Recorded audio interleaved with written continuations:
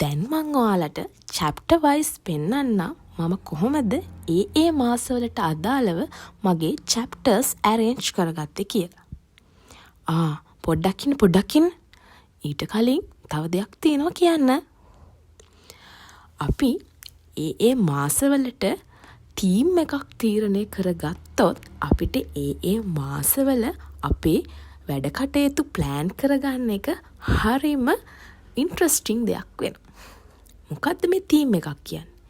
Theme එකක් කියන්නේ මොකක්ද කියලා මම ඔයාලට අමුතුවෙන් කියන්න ඕනේ නැහැනේ. ඒ කියන්නේ මොකක් හරි තේමාවක්. ඔයා කැමති දේවල් වලින් තීම් කලර් එකක්, මොනවා හරි සිම්බල් එකක්, ඒ වගේ දෙයක් ඔයාට ඒ මාසවලට අරගන්න පුළුවන්. මම මගේ ෆස්ට් මන්ත් එකට, ඒ කියන්නේ ජැනුවරි වලට සිලෙක්ට් කරගත්ත තීම් එක තමයි බීහයිව් තීම් එක. ඒ කියන්නේ මී වදය, මී මැස්සෝ, මී වදය, මල්, ඔන්න ඔය කියන දේවල් එකට ඉන්ක්ලූඩ් වෙනවා.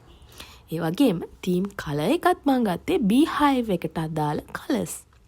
එතකොට මම මගේ chapters 5ෙම ජැනුවරි කියන මන්ත් එක ප්ලෑන් කරගත්තේ බීහයිව් කියන තීම් එකට අදාළව.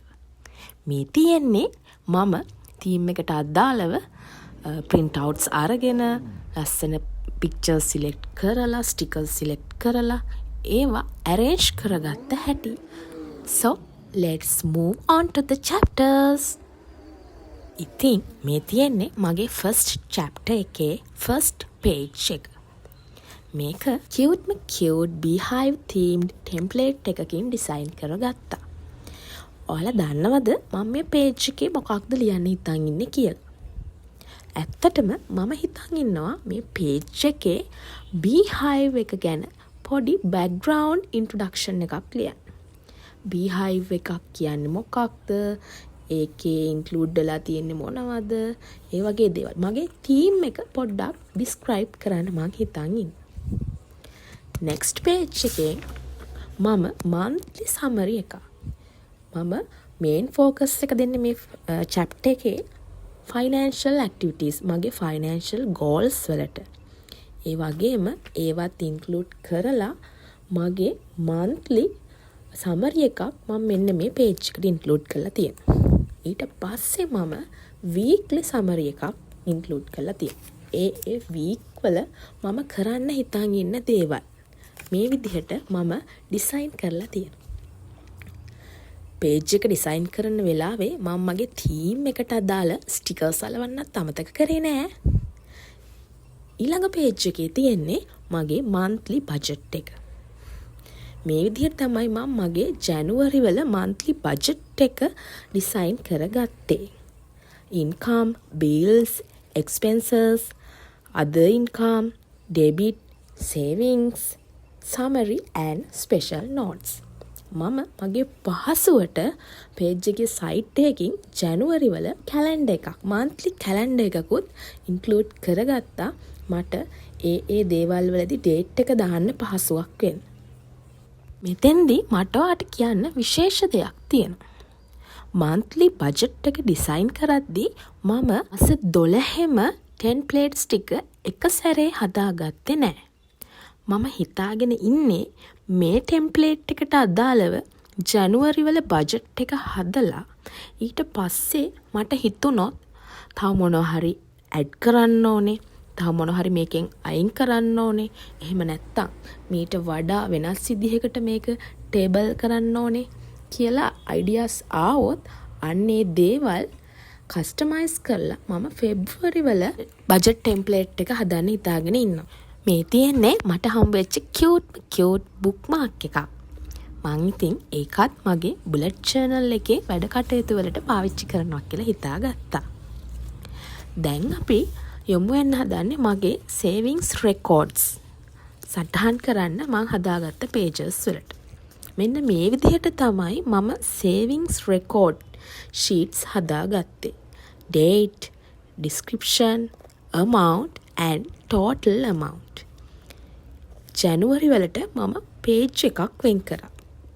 ඒකෙදි ඒ දවසට මම සේව් කරන රුපියලක් හරි ඉතා පොඩි මුදලක් හරි මෙතන description එකක් එක්ක ලියලා ඒක ටෝටල් කරලා month එක end වෙන දවසට total savings calculate කරන්න මම හිතාගෙන ඉන්නවා.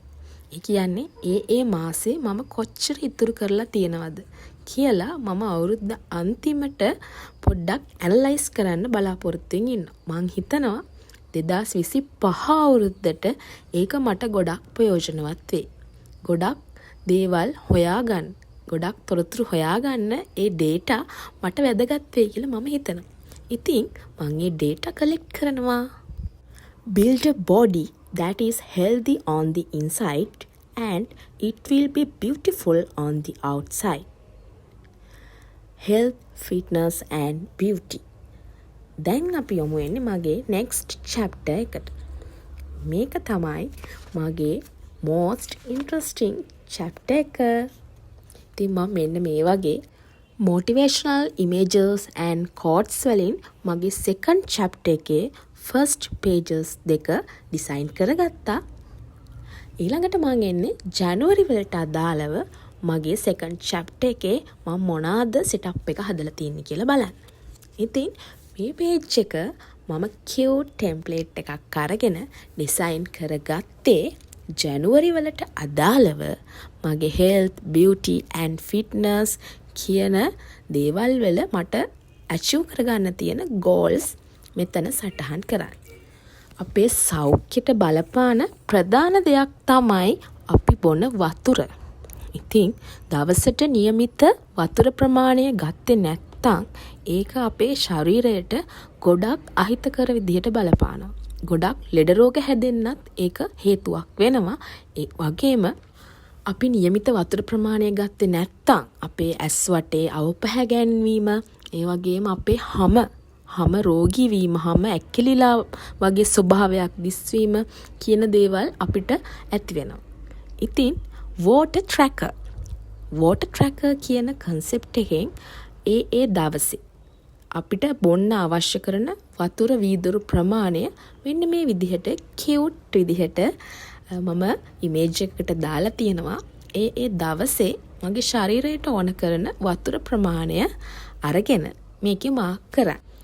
ඉතින් මම හිතනවා මේ cute water tracker එකේ water drops color කරන්න ඕනේ නිසාම මම වෙනදටත් වඩා උවමනාවෙන් ඒ වගේම මතක් කරලා දවසට අවශ්‍ය වතුර වීදුරු ප්‍රමාණය බොයි කියලා. මොකද දවස අවසානයේට බුලට් ජර්නල් එක මාක් කරද්දී කිසිම දෙයක් අතපසු වෙලා නොතිබෙන්නයි මට ඕනේ. එහෙම වෙන්නයි මම මේ බුලට් ජර්නල් එක හදාගත්තේ. ඒ වගේම මම හිතාගෙන ඉන්නේ පෙබ්‍රුවරි වලට මේට වඩා වෙනස් water tracker design එකක් ගන්න. පෙබ්‍රුවරි වල මගේ theme එකට අදාළව water tracker එක design කරගන්නයි මං හිතන් ඉන්නේ. ඊළඟට habit tracker. මම මාසිකව, සතිපතා සහ දෛනිකව මගේ habits මාසෙකට දවස් කිහිපයක් කරන්න ඕන දේවල් මොනවද? සතිපතා කරන්න ඕන දේවල් මොනවද? දවස ගානේ කරන්න ඕන දේවල් මොනවද කියලා මගේ habits categorize කරගන්න හිතාගෙන ඉන්නවා. categorize කරගෙන මේ habit tracker එකට ඒක දාලා දවස ගානේ, සති ගානේ, මාස ගානේ ඒ habits මම achieve කරාද? ඒ habits මම පවත්වගෙන යනවද කියලා track කරන්න ඕන නිසා ඔන්න මම habit tracker එකක් design කරගත්තා. Meditation is being in tune with our inner universe. meditation වලටත් දවසේ අපිට පහසු වෙලාවක් වෙන් කරගත්තොත් ඒක අපේ mind එකට ගොඩාක් effectiveness දෙයක් වෙනවා. ඉතින් මම හිතාගෙන ඉන්නවා දවසට පුංචි වෙලාවක් meditation පැත්තට යොමු වෙන්න. ඒක track කරන්න ඔන්න මම meditation tracker එකක් මගේ bullet journal එකට ඇතුළත් කරගත්තා. මේකත් habit tracker එකක්. මගේ තව මොනවා හරි habits වගේක් track කරන්න මේක මට පාවිච්චි කරන්න පුළුවන්. Be strong and move on. It's time to be happy again. ජීවිතේ එක දවස්වල එක සිද්ධි නිසා, ඒ වගේම එක පුද්ගලයෝ නිසා අපි යන තැන්වල අපි අතින් සිදුවන දේවල් නිසා අපේ මූඩ් එක එක ආකාරයෙන් වෙනස් වෙනවා. සමහර දවස්වලට අපි ගොඩාක් සතුටින්, සමහර දවස්වලට හරිම දුකයි. සමහර දවස්වලට ඔෆිස් එකේ කායෙක් හරිම කේන්ති. තවත් දවස්වලට සතුටකුත් නෑ, දුකකුත් නෑ, එපා වෙලා වගේ ගෙදර එන්නේ. ඉතින් මාසේ අන්තිමට ඔයා කැමති නැද්ද දැනගන්න ඒ මාසේ ඒ දවස්වල ඔයාගේ මූඩ් එක කොහොමද වෙනස් වෙලා තියෙන්නේ? ඔයා කොච්චර දවස් සතුටින් ඉඳලාද? කොච්චර දවස් දුකින් ඉඳලාද? කොච්චර දවස් කේන්තියෙන් ඉඳලාද? ඒ අනුව ඊළඟ මාසේ ඔයාගේ මූඩ් එක පවත්ව ගන්න ඕන විදිහ ගැන පොඩි ඇනලයිස් එකක් කරන්න. අන්න ඒකට මම පාවිච්චි කරා මූඩ් ට්‍රැකර් එක. ඉතින් මගේ ජනුවරි තීම් එක බීහයිව් නේ. ඉතින් මම බීහයිව් තීම් එකට අදාළව මූඩ් ට්‍රැකර් එකක් මෙන්න මේ විදිහට ඉන්ක්ලූඩ් කරා. ඊළඟට මම දාගෙන තිනවා ස්ලීප් chart. මාසේ ඒ දවස්වල අපි නිදාගත්ත පැය ගාන chart එකක් විදිහට මම අරගෙන තියෙනවා. මේ chart එක ඇනලයිස් කරලා ඔයාට පුළුවන් මාසේ අන්තිමට ඔයා මේ මාසේ කොච්චර දවස් ගාණක් ප්‍රමාණවත් නිින්ද ලබාගෙන තියෙනවද? ඒ වගේම කොච්චර දවස් ගාණක් ප්‍රමාණවත් නිින්දට වඩා වැඩියෙන් නිදාගෙන තියෙනවද? කොච්චර දවස් ප්‍රමාණයක් ප්‍රමාණවත් නිින්ද ඔයාට නොලැබිලා තියෙනවද? ඒ දේවල් ඇනලයිස් කරලා ප්‍රමාණවත් නිින්දක් ඔයාට නොලැබුණා නම් ඒකට හේතු හොයලා ඒ හේතු නැති කරගෙන ඊළඟ මාසේ දවස් ඔක්කොගෙම ප්‍රමාණවත් නිින්දක් ලබා ගන්න විදිහට වැඩ කරන්න ප්ලෑන් එකක් හදා ගන්න ඔයාට මේ ස්ලීප් chart එක වැදගත් වෙනවා. ඒක ඔයාගේ සෞඛ්‍යයට ඩිරෙක්ට්ම බලපාන දෙයක්. Progress and special notes. මේක තමයි මේ chapter එකට අදාළව ජනුවරි වල last page එක. මේකෙදි මම ඇතුළත් කරන්න හිතන් ඉන්නවා මේ මාසේ මුල මම තීරණය කරගත්ත ටාගට්ස් හැබිට්ස් වලින් කොච්චර ප්‍රමාණයක් මම අඛණ්ඩව පවත්වගෙන ගිහින් තියෙනවද? මේ මාසේ මගේ ගෝල්ස් වලින් කොච්චරක් මම ඇචීව් කරගෙන තියෙනවද?